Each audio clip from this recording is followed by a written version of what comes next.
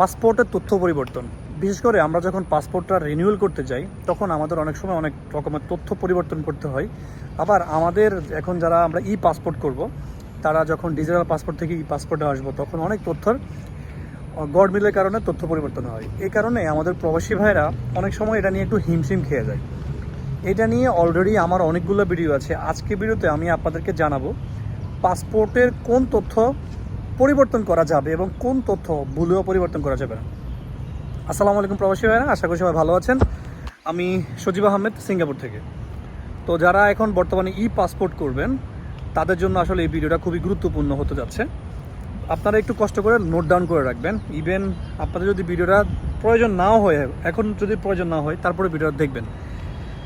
তো ভিডিও শুরু করার আগে, মেইন টপিকে যাওয়ার আগে আপনাদের কাছে অনুরোধ রইল, নামাজ কায়েম করুন, নিজে নামাজ পড়ুন, পরিবারের সবাইকে নামাজ পড়তে উৎসাহিত করুন। এবার আসি মেইন টপিকে। টপিকটা হচ্ছে কোন তথ্যটা আপনি পরিবর্তন করতে পারবেন। মনে করেন আপনার আগের জন্ম নিবন্ধনের সাথে যখন আপনি রিনিউয়াল করবেন তখন দেখা গেছে নতুন একটা জন্ম নিবন্ধন ফর্ম করছেন, সেখানে আপনার অনলাইন করতে গিয়ে নাম্বার পরিবর্তন হয়ে গেছে, যেটা হচ্ছে অনেকটা আমরা বলি ব্যক্তিগত নাম্বার। এই ব্যক্তিগত নাম্বার আপনি পরিবর্তন করতে পারবেন। আবার এই ব্যক্তিগত তথ্য আপডেট দিতে যায় অনেক সময় কি হয়, অনেকের স্থায়ী ঠিকানা পরিবর্তন হয়। স্থায়ী ঠিকানা আপনি পরিবর্তন করতে পারবেন, মোবাইল নাম্বার পরিবর্তন করতে পারবেন, ঠিক আছে।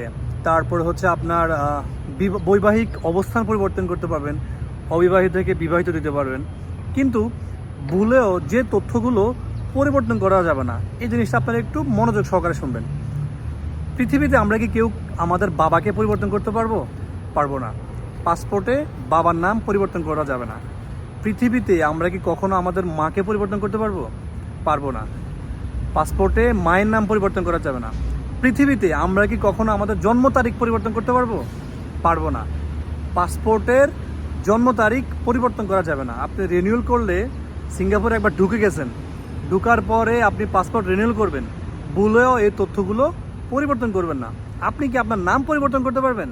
কারণ আপনার নাম তো একবারই রাখা হয়েছে। বড় হওয়ার পরে নাম পরিবর্তন করা মানে হচ্ছে আপনার মাঝে গিল্টি আছে, আপনার মাঝে সমস্যা আছে। তাই পাসপোর্টে নিজের নাম পরিবর্তন করা যাবে না।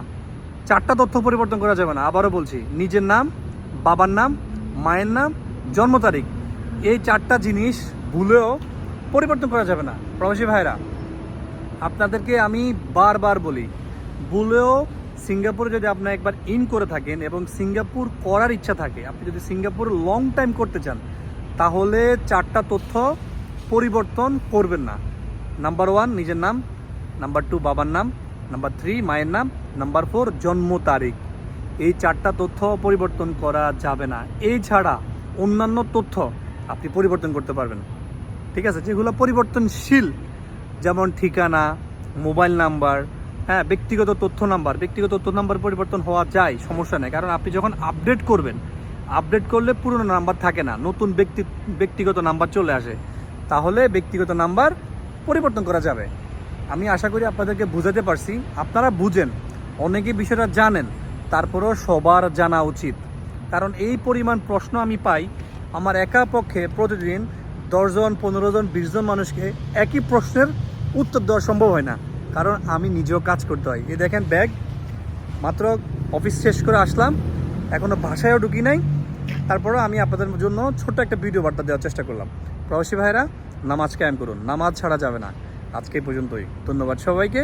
আসসালামু আলাইকুম রহমতুল্লাহ। আরেকটা বিষয়, আপনার পার্শ্ববর্তী সবাইকে ছোটোখাটো ইনফরমেশন দিয়ে সাহায্য করার চেষ্টা করবেন। আপনার ছোট একটা তথ্যের কারণে একজন প্রবাসী ভাইয়ের অনেক বড় উপকার হতে পারে। এই জিনিসটা একটু মনে রাখবেন। ধন্যবাদ।